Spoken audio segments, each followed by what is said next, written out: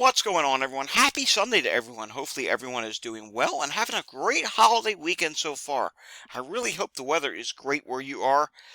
Let's do the Sunday edition of the Climate Update for Sunday, September 3rd, 2023. We have not done a climate update in a while. Earlier in the week, we were talking about Idalia.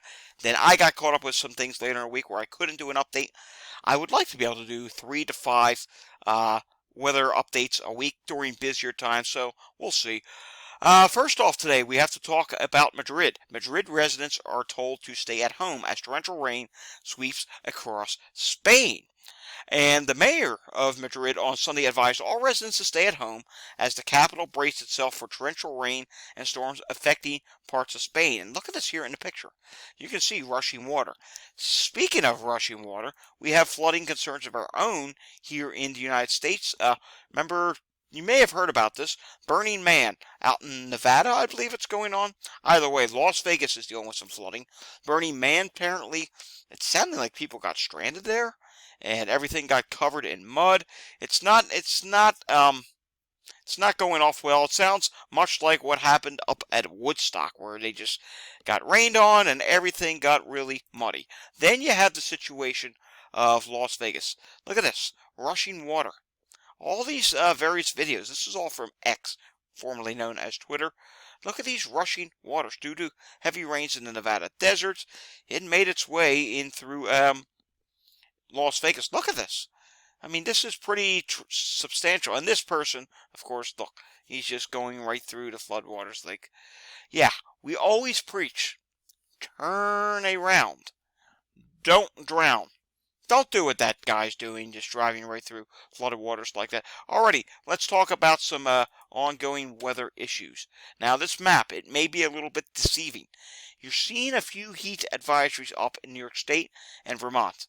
Trust me, it is going to be hot in the Northeast. It's going to actually be pretty hot. From starting today, I'm looking right here, I'm in Philadelphia, it's 92 degrees outside. It's going to get hotter. We're going to have 95 here tomorrow. And then on Tuesday and Wednesday, maybe 97 to 99 degrees. The heat index, it's going to go up, but it's just borderline right now, the need for heat advisories and warnings. Should modeling trend a little bit hotter, we'll see widespread heat advisories go up along the Northeast corridor. Quite frankly, you would think with the time of year, it would qualify now. We're now into September, and it's going to be quite hot in the Northeast. It's also going to be quite hot in the Midwest as well. And take a look at this out on the West Coast. We now have a severe thunderstorm watch out. And look at all these green and even this red right here. Yeah, that's not good. That's flash flood warnings, flash flood advisories. Yeah, not good. There's a flood threat on going there. And let's continue on here. Let's take a look at the latest satellite picture. And you can see here, we do have this little bit of unsettled patch from the Florida's Panhandle down into the Gulf. And then here's this system out in the West Coast. It's just constantly producing storms and some flash flooding. All is well in the Northeast and even in the plains. It's relatively quiet today. We do have this little bit of a spin disturbance that's on going over Texas. And then taking a look at the national radar, you can see we do have a weak disturbance that is passing through the Great Lakes. Not expecting to see much with that system. And then we do have this weak disturbance that's over Texas near the Dallas area. And to be honest with you, it's not moving all that fast. So we may have to watch this for a little bit of a flash flooding threat. And then we have some scattered showers across Arkansas and Louisiana, Florida, southern Florida, just anywhere south of Orlando, maybe some showers today. Then again on the Panhandle, and like I said, Louisiana and Arkansas. Then we come out here to the west. And yeah, look at this. More shower and thunderstorm activity over Nevada today. I mean, yes, yet again, what you saw yesterday. And maybe the news is being a little bit over dramatic, but you got to understand something here. These are desert regions. These are regions that are typically, or as of lately, the past several years, dry. And when you're getting a lot of rainfall at once, it doesn't even have to be an inch of rainfall. Going over bone dry, rock hard ground, the water's got nowhere to go, and that's why you're seeing these dramatic pictures. Same goes with Las Vegas. The ground there is rock hard, but if any good comes out of this, Lake Mead yet again is going to see another filling of from the rainfall. Now, at the moment, Las Vegas, not much in the way of activity there.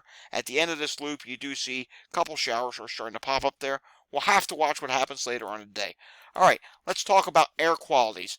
Air qualities are not as bad as they have been during the portions of the summer. You can see it's starting to get into the cautionary stages in the Northeast and Mid-Atlantic, and you do have some problems up in the Dakotas.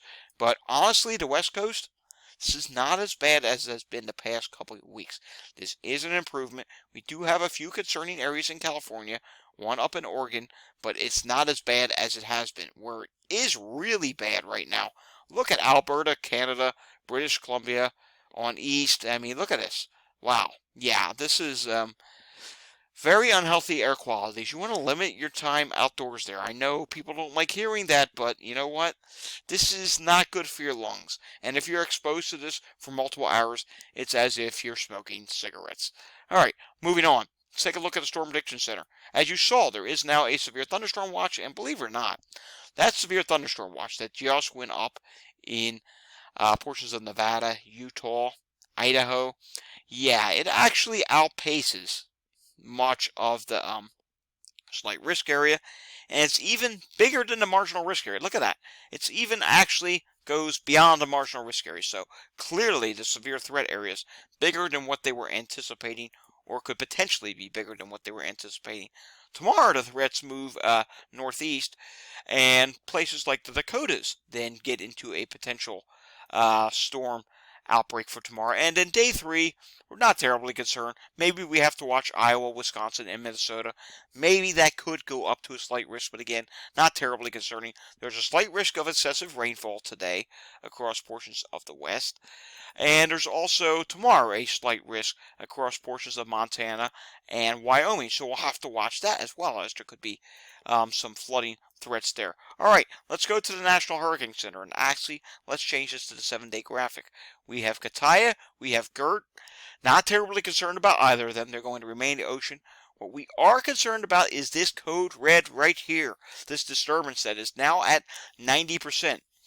The majority of the modeling now develops this system. It's something we will have to watch. And look where this code red goes for the next 7 days. You have the Leeward Islands. Here's Puerto Rico right here. I mean, that's just, if this was to extend a little bit further, Puerto Rico, pay attention. If you're in Bermuda, pay attention. And yes, I'm going to say it. It's pretty far out there. If you're anywhere along the East Coast, pay attention.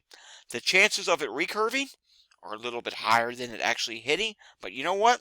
It's pretty far out there in time. If this thing moves slow and remains south and west, the east coast of the United States would have to pay attention. Let's take a look at satellite here. You can see on satellite, it's a fairly organized system. It's a rather large wave, so as it gets going along here, this system has potential. And you're not seeing a lot of wind shear. There's some slight wind shear now, but look what happens just east of the Leeward Islands. It's relatively calm, and we know the waters are warm there. So this wave, Cape Verde wave, it does have some potential to gain some ground. We'll take a look at the modeling on that in a moment. Let's take a look at the HRRR model for today. And take a look at the HRRR out on the West Coast. You can see, yeah, things in Nevada, Idaho, Utah, they really do get going. Let's talk about some precipitation amounts. I can show that to you.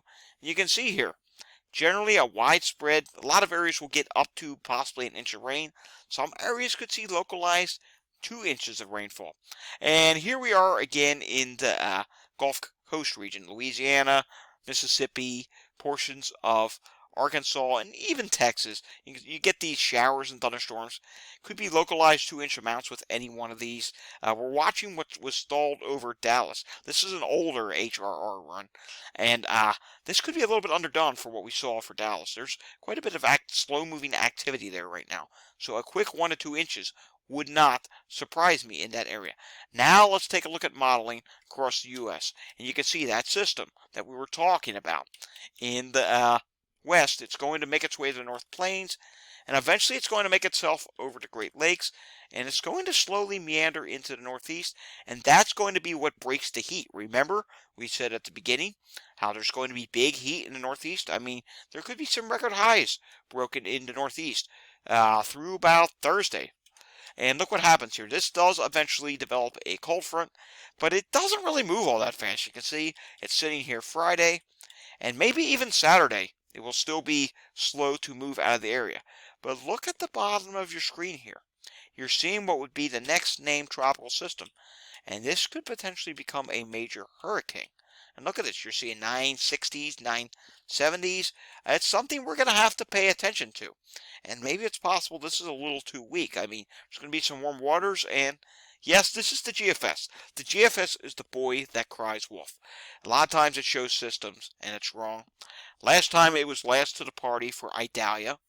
And, it was wrong in the beginning, but once it honed in on it, it was pretty accurate on the landfall. So, look how close this comes to the East Coast. Something we'll have to watch. Let's rewind this a little bit.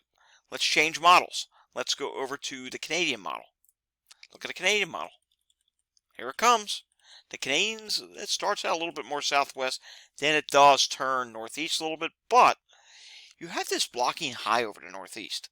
That could help push this westward a little bit. So again, it's pretty far out there.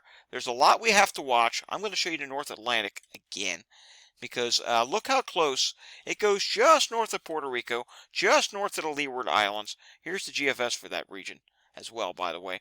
You can see it goes north of Puerto Rico. So as of right now, it should stay north of Puerto Rico, but don't let your guard down. Here's the European. The European also goes north of Puerto Rico. And look at the European. You're seeing that at the end there. It's actually continuing to be southwest. Now the European goes out 240 hours. We're only out to hour 204. That's fine. Look at the strength on the European. It's in the 950s. You're talking about maybe a Category 3 at this point. A strong, healthy Category 3. So again, this is definitely something we're going to have to watch, folks. And it's something that is going to be on our radar. We'll be talking about it during our updates throughout the week. Let's go back to the U.S.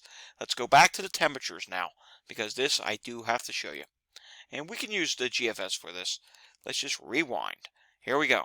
You can see tomorrow, 90s, right on up to New York City. Look at the plains, very hot. Continuing. It stays hot into the south. The deep south is going to get hot again. But here comes that cold front. And finally, after Thursday, watch what happens in the northeast. Wham! It does get a little bit cooler. GFS is hitting Friday, could still be hot. New York City on south. It might be a little bit too lagged behind with the heat. We'll have to see. All depends on how slow this front is. If this front is slower, it's correct. And here by Saturday, everyone's cooler. All right, still 80s along the I-95 corridor, but you're seeing 60s and 70s in the interior. But look at the plains. The plains just continue to be hot. Yes, at this point, we're talking second week of September at that point. And yeah, still hot in the plains. So it's definitely something we're going to have to watch. And the long range, there could be some heat that maybe comes back again into the northeast. All right, let's look at some other data here. Here's the expected precipitation. Some precipitation in the northeast, not a lot. And remember, July was super wet.